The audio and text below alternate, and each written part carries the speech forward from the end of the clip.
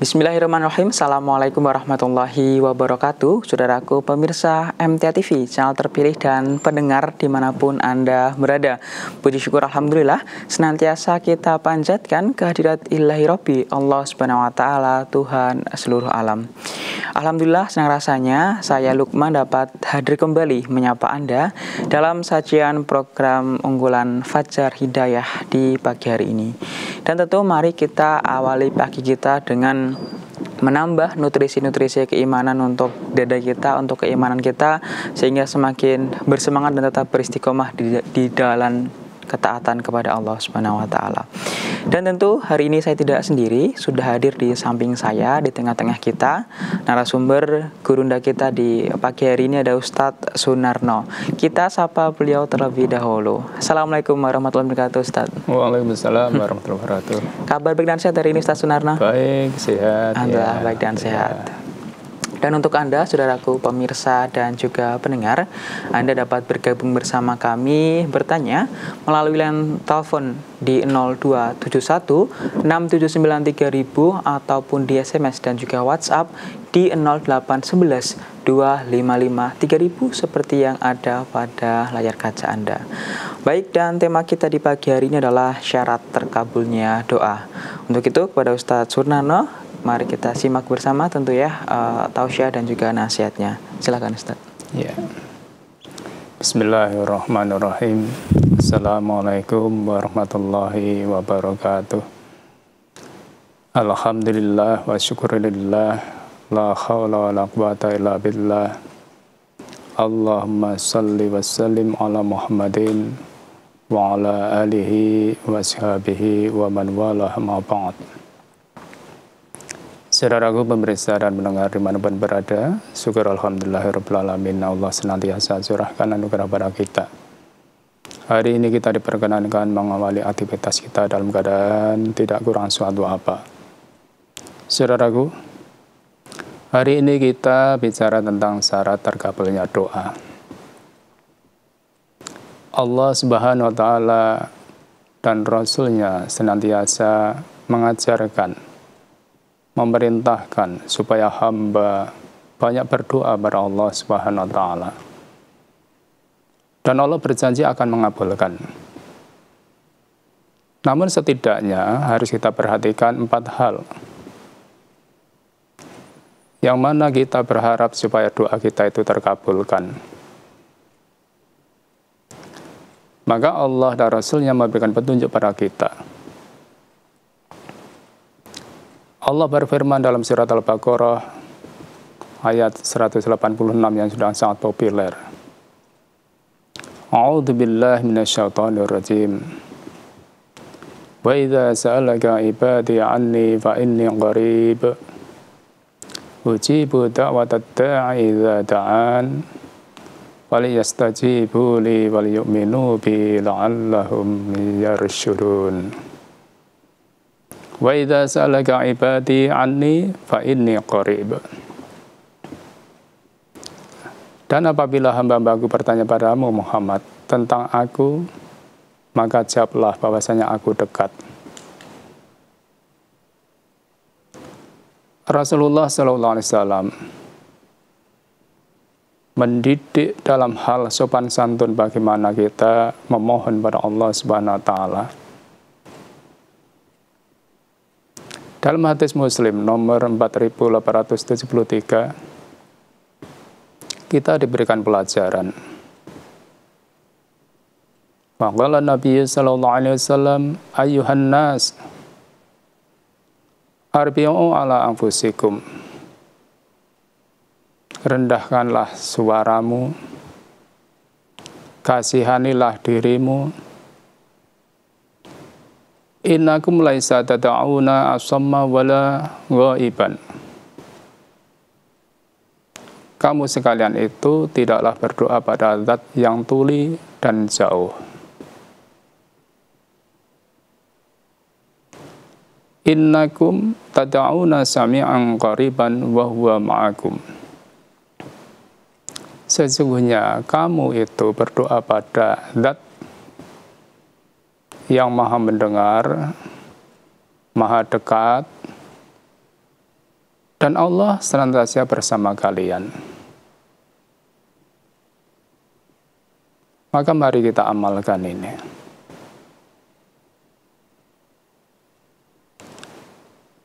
Kemudian dilanjutkan uji buddha wa tadda'i dada'an.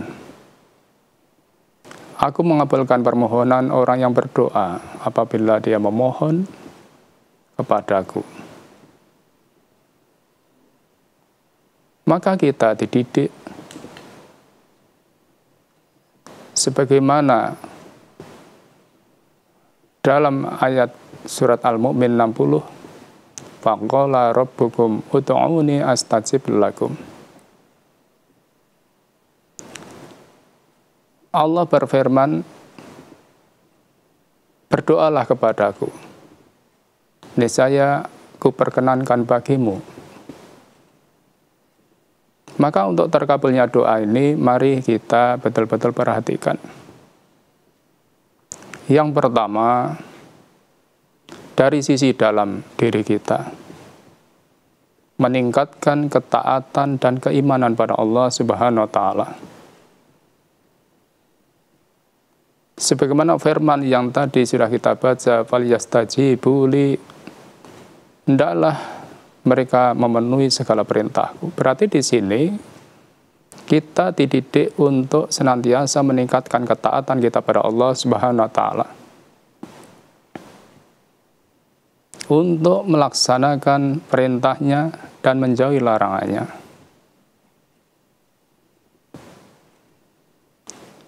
Kemudian dilanjutkan wal yu'minu bi la'alakum yarsyudun. Dan dalam mereka beriman padaku agar mereka selalu berada dalam kebenaran. Maka dari sini kita mendapatkan didikan untuk meningkatkan keimanan kita pada Allah Subhanahu wa Ta'ala, bahwa setiap perintah Allah pasti akan membawa kebaikan, keselamatan, kemaslahatan dalam hidup kita dunia dan akhirat. Ini harus semakin kita kuatkan dalam jiwa kita. Dan setiap larangan pasti akan menghindarkan diri kita dari kesengsaraan, dari kehinaan, dari malapetaka.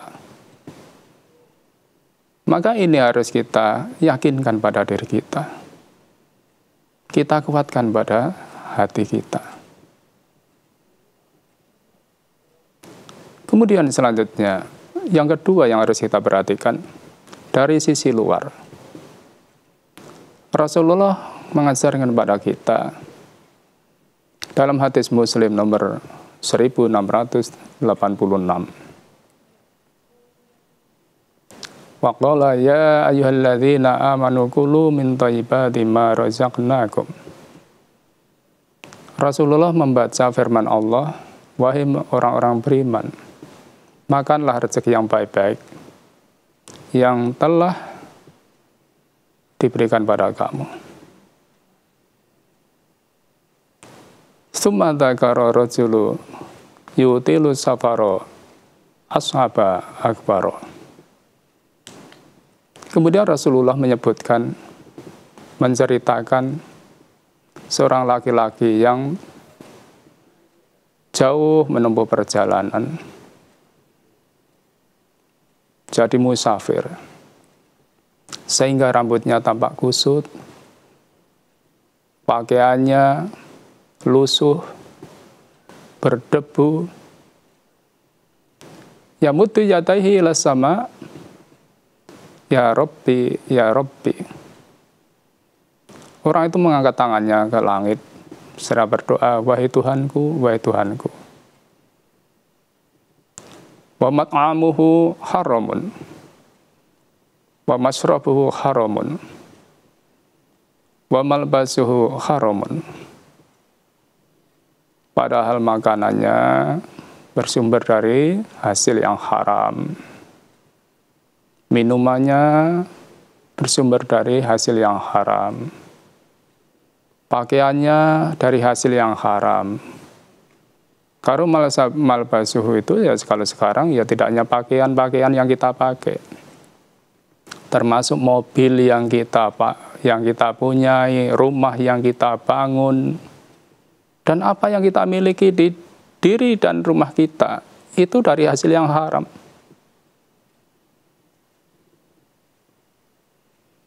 Maka kita, bagaimana kalau begitu itu? Ya tidak mungkin akan dikabulkan. Wa ghudiya bil haramin fa anna yustajabu lidzalik. Dan dia pun diberi makan dari makanan yang haram. Maka kita hati-hati sebagai orang tua. Jangan memberi makan pada keluarga kita, anak istri kita dari hasil yang haram. Maka kalau itu terjadi, bagaimana mungkin Allah mengabulkan doanya? Maka kita banyak berdoa tapi nggak terkabulkan. Maka mari kita hati-hati dalam hal mencari ma'isah. Karena itu akan berbuntut panjang kalau kita nggak hati-hati. Doa kita nggak dikabulkan oleh Allah Subhanahu wa Ta'ala. Maka bagaimanapun mari hasil yang kita peroleh dari hasil yang halal. Sehingga dengan harapan doa kita dikabulkan oleh Allah Subhanahu wa Ta'ala. Kemudian yang ketiga yang harus kita perhatikan, dalam hadis Ahmad nomor 6368, kita juga mendapatkan pelajaran. An Abdullah bin Amr anna Rasulullah sallallahu alaihi wasallam qala, dari Abdullah bin Amr bahwa Rasulullah sallallahu alaihi wasallam bersabda, al-qulubu ayatun wa ba'duha aw'a min ba'd. Hati adalah sebuah bejana, dan sebagiannya diletakkan pada sebagian yang lain. Fa'idha sa'alatumullah azza wa jalla ayuhan nas, wahai manusia, apabila kalian memohon berdoa pada Allah Subhanahu wa Ta'ala, fas'aluhu wa antum muqinun bil ijabah, maka mohonlah kamu dengan keyakinan bahwa doamu dikabulkan. Ini penting keyakinan ini. Jangan kita berdoa dalam keadaan ragu. Jangan dalam keadaan bimbang, tapi harus ada keyakinan. Maka keyakinan untuk dikabulkan ini, mari kita yakinkan pada diri kita, karena kita sudah memenuhi syarat sebagaimana yang Allah sudah ajarkan pada kita. Fa innallaha la yastajibu li'abdin ta'ahu an dhari qalbin ghafilin. Karena sungguhnya Allah tidak akan mengabulkan doa seorang yang dipanjatkan dengan hati yang lalai, hati yang kosong. Ini yang harus kita perhatikan. Kemudian yang keempat yang harus kita perhatikan, tidak tergesa-gesa dan tidak memutus silaturahmi. Diterangkan dalam hadis Muslim nomor 4918. Kita diberikan pelajaran. An Abi Hurairah anin Nabi sallallahu alaihi wasallam annahu qala, dari Abu Hurairah dari Nabi sallallahu alaihi wasallam, beliau bersabda, la yazalu yustajabu li'abadin. Doa seorang senantiasa akan dikabulkan. Malam yada'u bil ismi au qati'ah. Selama dia dalam berdoa itu bukan doa untuk berbuat dosa dan memutuskan silaturahmi. Maka jangan sampai kita berdoa yang akan mengarah pada perbuatan dosa dan memutuskan hubungan silaturahmi. Maka jangan sampai kita ini mudah-mudah untuk memutus silaturahmi. Karena apa? Doa kita nggak akan dikabulkan.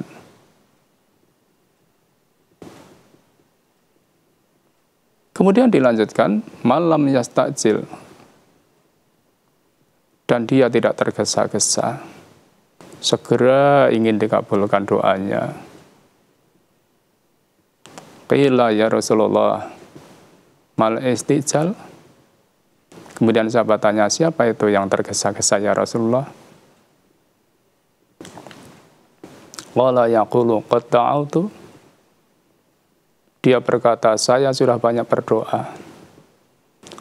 Wa qad da'autu falam ara yastajibu li.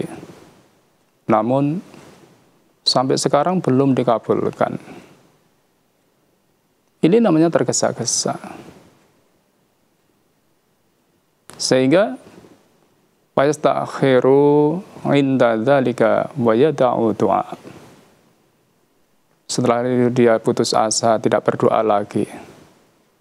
Karena merasa doanya tidak dikabulkan, sehingga tidak mau berdoa lagi. Itu namanya tergesa-gesa. Saudaraku, betapa pentingnya kita hidup ini berdoa pada Allah Subhanahu wa Ta'ala. Karena bagaimanapun kita ini orang yang lemah, makhluk yang lemah, makhluk yang serba terbatas, makhluk yang sangat butuh pertolongan dari Allah Subhanahu wa Ta'ala. Maka kita harus banyak berdoa kepada Allah, mohon pertolongan, mohon perlindungan. Namun yang harus kita perhatikan, tidak hanya sekedar berdoa, namun mari apa yang menjadi syarat terkabulnya doa. Mari betul-betul kita perhatikan.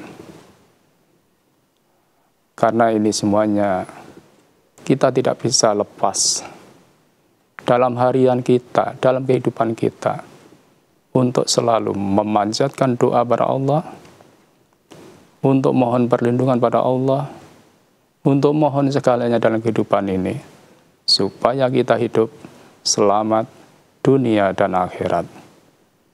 Begitulah saudaraku, semoga kita bisa mengamalkan. Terima kasih.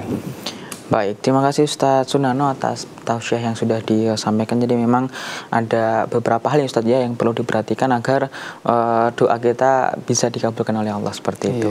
Insya Allah akan kita lanjutkan di segmen kedua nanti Ustadz. Iya. Baik, saudaraku pemirsa MTA TV, channel terpilih dan pendengar dimanapun Anda berada, masih kami nantikan untuk Anda yang ingin bertanya, baik melalui telepon ataupun nomor WhatsApp yang sudah tertera. Tapi untuk itu kita akan jeda terlebih dahulu, tetap bersama kami di Fajar Hidayah MTA TV.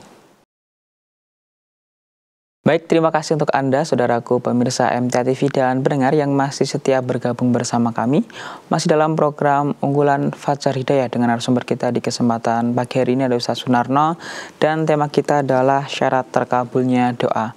Masih kami nantikan untuk Anda, saudaraku pemirsa dan juga pendengar, untuk dapat bertanya bersama kami melalui line telepon di 0271 679 3000 ataupun di SMS dan juga WhatsApp di 0811 255 3000. Baik, kita lanjutkan Ustadz ya. Untuk di segmen kedua hari ini sudah ada beberapa pertanyaan yang masuk via WhatsApp. Yang pertama dari Ibu Semiyati di Batu Ampar, Pontianak. Ustadz, saya ingin bertanya, apakah doa dan cita-cita suami bisa terkabul jika suami selalu mendolimi keluarganya? Seperti itu Ustadz. Iya. Jadi kalau kita ini bicara tentang ingin terkabulnya doa, sebagaimana tadi sudah kita baca, waliyastajibu li wal yu'minu bi. Hendaklah mentaati, nuruti apa yang diperintahkan oleh Allah Subhanahu wa Ta'ala. Allah itu perintahkan untuk keimanan dan ketakwaan, kebaikan. Tidak pernah ada kita disuruh dolim, itu enggak ada. Maka siapapun yang berlaku dolim, bagaimana doanya untuk dikabulkan? Sedangkan tidak mentaati pada yang dia memanjatkan doa itu sendiri. Padahal kita itu berdoa itu kepada Allah. Sedang kita ini tidak mau mentaati apa yang diperintahkan.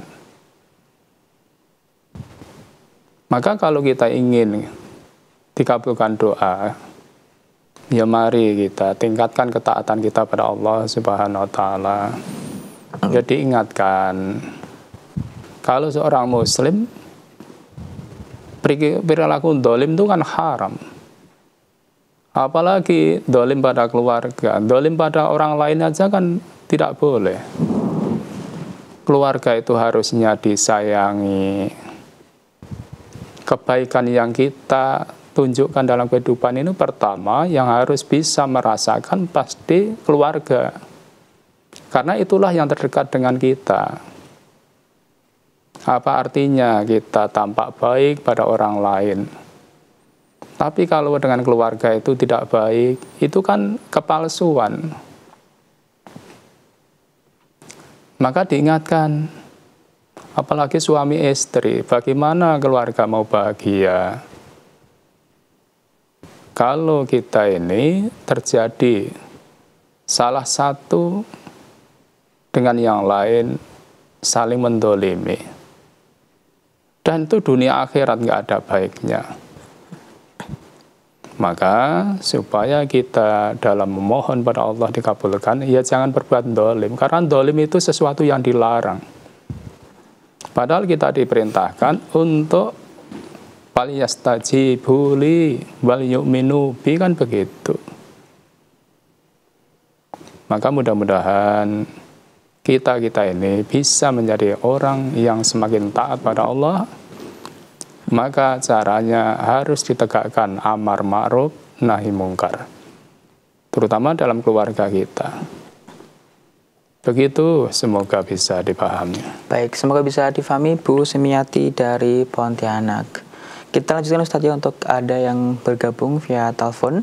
Kita sapa. Assalamualaikum warahmatullahi wabarakatuh. Baik, semoga bisa difahami Bu Semiati dari Pontianak. Assalamualaikum warahmatullahi wabarakatuh. Waalaikumsalam. Baik, dengan siapa dan dari mana? Dari Pak Tunggal, Mas. Dari Pak Tunggal. Oke, Pak Tunggal. Silakan Pak Tunggal. Itu Pak Ustadz, kini Pak Ustadz Sunarno. Itu apakah beda atau contohnya membaca istighfar? Kalau katanya yang habis sholat wajib itu istighfarnya astagfirullah, astagfirullah. Padahal saya tuh kalau sehari-hari itu membacanya astagfirullah, astagfirullah.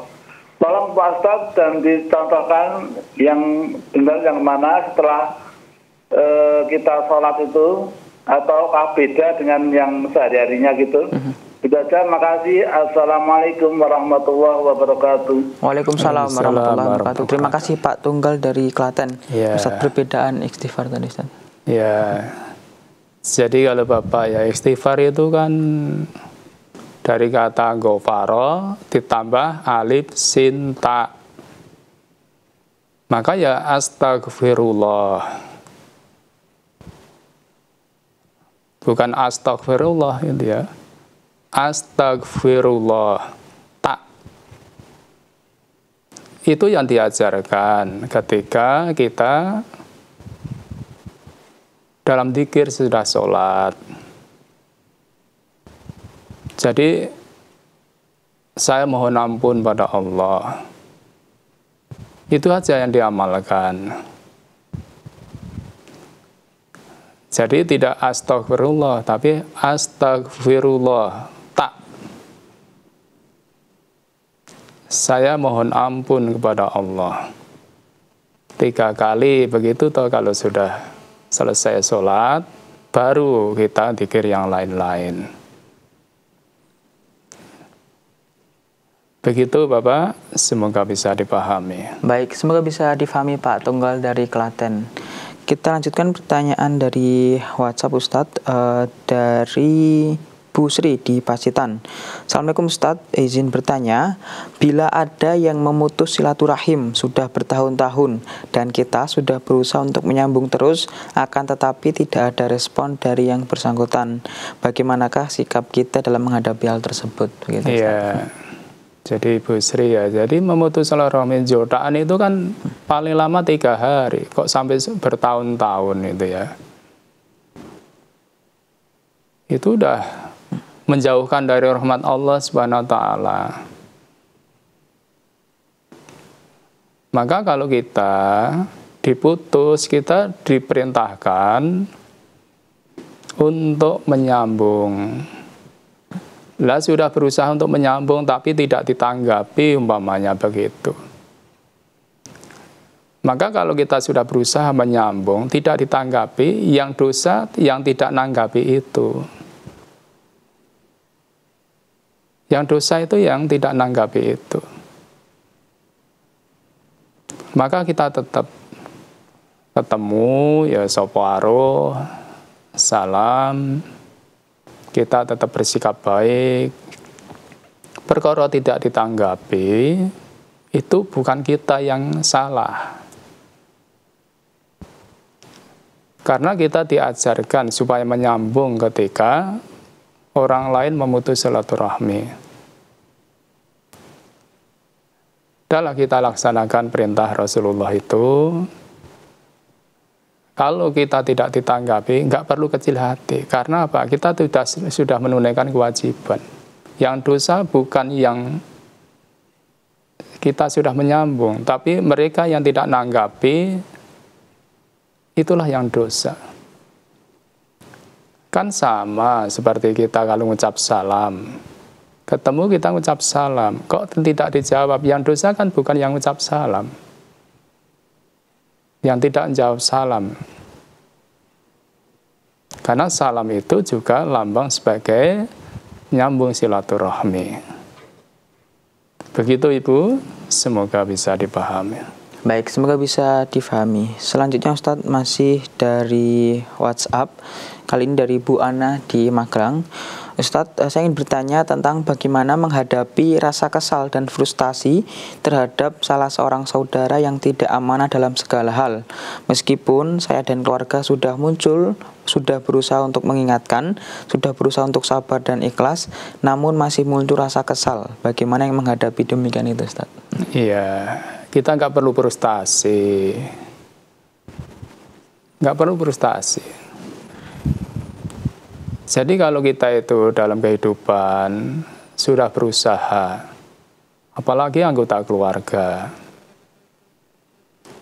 keliru diingatkan, dinasihati,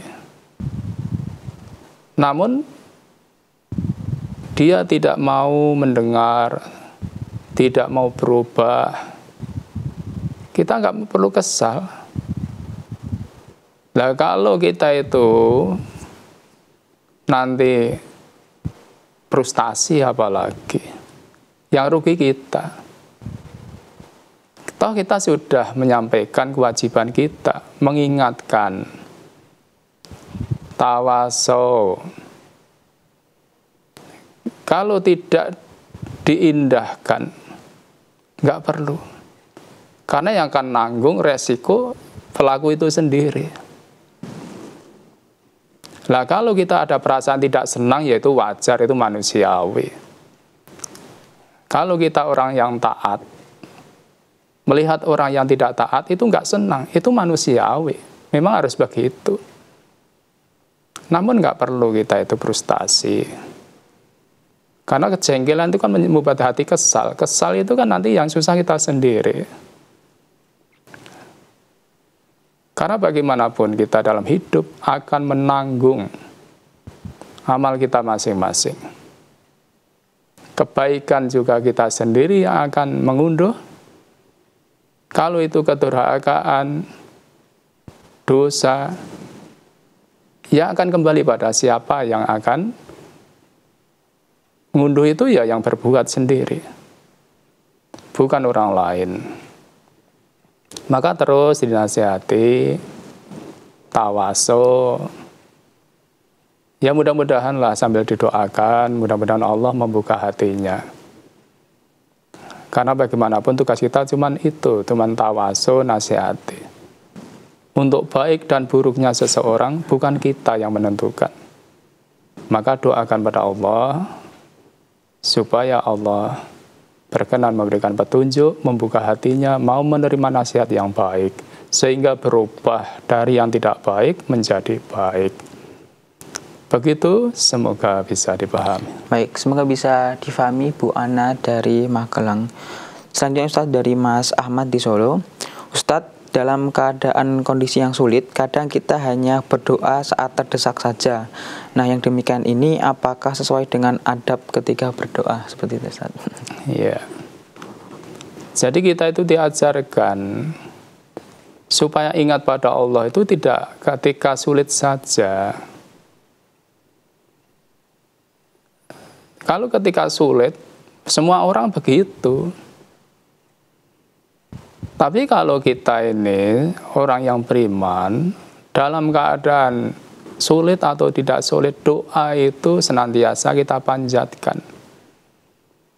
Karena kita itu butuh kebaikan. Apalagi doa-doa harian, mari kita amalkan dalam kehidupan. Karena kita sangat butuh.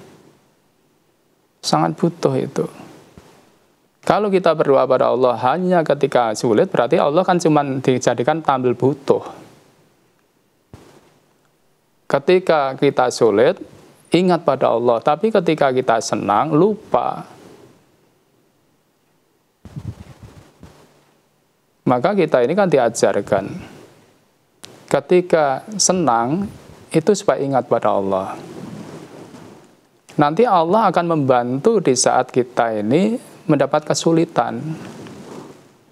Mendapat kesulitan, Allah akan menolong. Dengan syarat, kita ketika senang, ingat pada Allah. Tidak lupa kewajiban kita pada Allah SWT. Kan begitu hadisnya. Maka kita sebagai orang beriman, doa itu satu kebutuhan. Di saat senang, apalagi di saat sulit, harus kita banyak dekatkan diri pada Allah, kita tingkatkan ketaatan kita kepada Allah, dan kita tingkatkan keimanan kepada Allah. Maka dengan harapan supaya kita senantiasa dalam perlindungan dan pertolongan Allah Subhanahu wa Ta'ala. Begitu, semoga bisa dipahami. Baik, semoga bisa difahami. Selanjutnya Ustadz dari Pak Parno di Jambi. Ustadz, apakah daging akikoh yang tidak pas harinya ketika disembelih termasuk halal seperti itu, Ustadz? Jadi kalau nama akikoh itu kan ibadah. Ibadah. Dan ibadah itu harus merujuk pada tuntunan. Padahal Rasulullah mengajarkan kalau namanya akikoh itu hari ke-7. Hari ke-7. Dari kelahiran. Maka kalau kita sebagai orang yang meyakini bahwa akikah itu ibadah, tidak hanya sekedar dagingnya, ya jangan dimakan kalau itu keluar dari hari yang ke-7. Perkara orang lain kadangkala masih seperti itu, biarkan saja. Lah kita harus kita tanamkan keyakinan pada diri dan keluarga. Akikah itu hari ke-7. Maka kalau hari ke-7, jelas halalnya. Kalau keluar dari hari yang ke-7, kan berarti kan tidak sesuai dengan apa yang diajarkan Rasulullah. Maka ya jangan dimakan. Jangan dimakan. Paling tidak akan ada keraguan di hati kita. Padahal Rasulullah mengajarkan kalau ragu ya tinggalkan. Kan begitu. Ini yang harus kita pegang pada diri kita. Dan kita tanamkan pada keluarga kita. Begitu, semoga bisa dipahami. Baik, semoga bisa difahami. Selanjutnya Ustadz, pertanyaan berikutnya dari Pak Rifai dari Jember. Ustadz, saya mau bertanya, saya menyewakan sawah. Nah, dari hal tersebut berapakah persen zakatnya? Seperti itu, Ustadz. Iya. Ya kalau masalah zakat, kita sudah diberikan pelajaran.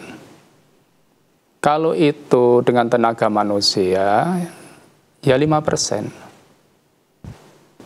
5%. Maka kalau kita itu sawah atau tegal, itu ditangani dengan tenaga, dengan pengairan, ya 5% yang harus kita tunaikan itu 5%. Itu yang harus kita lakukan. Begitu, semoga bisa dipahami. Baik, semoga bisa difahami ya Pak Rifai. Berarti menyewakan juga sama Ustaz ya untuk jumlah zakatnya gitu ya? Iya, kalau menyewakan dan itu ditangani dengan tenaga manusia, ya 5% yang kita ambil. Oke, baik. Semoga bisa difahami Pak Rifai. Selanjutnya Ustadz dari Mas Ardi di Palembang. Ustadz, bagaimana menyikapi doa yang kita sudah berdoa tapi kita tidak tahu apakah nanti tidak dikabulkan, ditunda atau akan diganti dengan sesuatu yang lebih baik, seperti itu Ustadz? Iya. Jadi kalau kita berdoa itu wa antum muqinun bil ijabah. Jadi harus yakin bahwa doa kita itu akan dikabulkan. Namun perlu kita pahami, kalau kita berdoa sesuatu, Allah akan mengabulkan tidak mesti sesuai dengan apa yang kita doakan. Tidak mesti. Allah akan kabulkan dengan bentuk yang lain. Bisa jadi begitu. Maka yang penting kita ini diajarkan untuk berdoa. Perkara doa itu segera dikabulkan atau tertunda, itu kan urusan Allah. Dan Allah Maha mengetahui, Maha bijaksana. Barangkali kita berdoa sekarang, nanti yang mengabulkan itu mungkin berapa tahun yang akan datang, bisa jadi. Karena Allah Maha tahu, kalau dikabulkan sekarang, barangkali kita kurang jadi baik. Itu bisa jadi.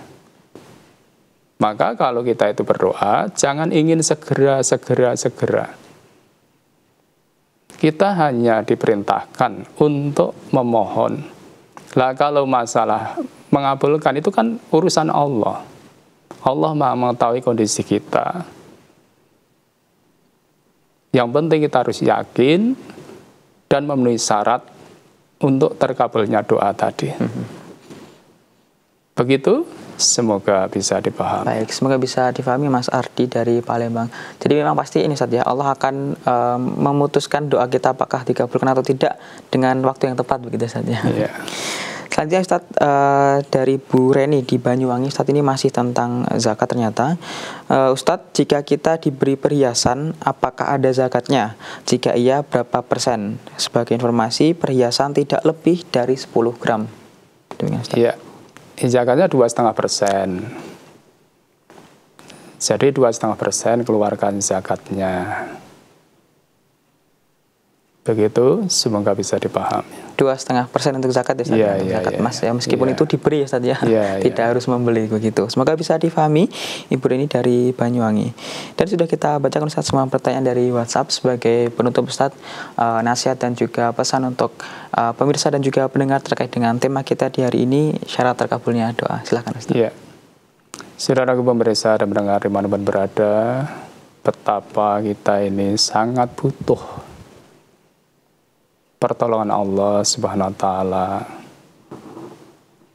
Maka Allah ajarkan pada kita supaya kita ini memohon pada Allah Subhanahu wa Ta'ala. Dan Allah berjanji akan mengabulkan doa itu, apapun yang kita minta. Namun dengan syarat, jangan sampai kita melawan apa yang diperintahkan Allah SWT. Mari kita taati. Jangan sampai keimanan kita ini lemah. Mari kita kuatkan keimanan kita. Kemudian hal-hal yang perlu kita perhatikan juga bagaimana kita dalam hidup ini mencari rezeki. Jangan diabaikan, karena rezeki itu kalau haram, taruhlah subhat begitu aja, kan harus kita tinggalkan. Karena resikonya doa kita nggak akan dikabulkan. Allah hanya akan mengabulkan doa kita dari makanan, pakaian, atau apalah yang kita punya. Itu dari hasil yang halal. Maka kita harus berusaha maksimal dalam hidup ini. Kemudian kita juga senantiasa berakhlak yang baik. Jangan sampai memutus silaturahmi. Karena itu menjadi sebab doa kita nggak dikabulkan. Begitu saudaraku, semoga kita bisa mengamalkan. Baik, demikian terima kasih Ustadz Sunarno atas pesan dan nasihat yang sudah dia sampaikan. Jadi untuk syarat terkabulnya doa tentu kita harus menguatkan keimanan kita, dan juga ketika mencari rezeki ini senantiasa dengan cara yang halal begitu Ustadz ya. Bahkan syubhat itu pun perlu kita tinggalkan, dan terakhir perlu punya akhlak yang baik dan tidak memutus silaturahim. Sekali lagi terima kasih Ustadz atas nasihatnya. Semoga bisa menjadi pelajaran dan juga hikmah untuk pemirsa dan juga pendengar. Baik, saudaraku pemirsa MTA TV dan pendengar dimanapun Anda berada, demikian tadi kebersamaan kita dalam program unggulan Fajar Hidayah di pagi hari ini. Akhirnya, saya Lukman mewakili segenap rapat kerja yang bertugas. Mohon maaf dan pamit undur diri. Subhanakallahumma bihamdika, asyhadu alla ilaha illa anta astaghfiruka wa atubu ilaik. Terima kasih dan assalamualaikum warahmatullahi wabarakatuh.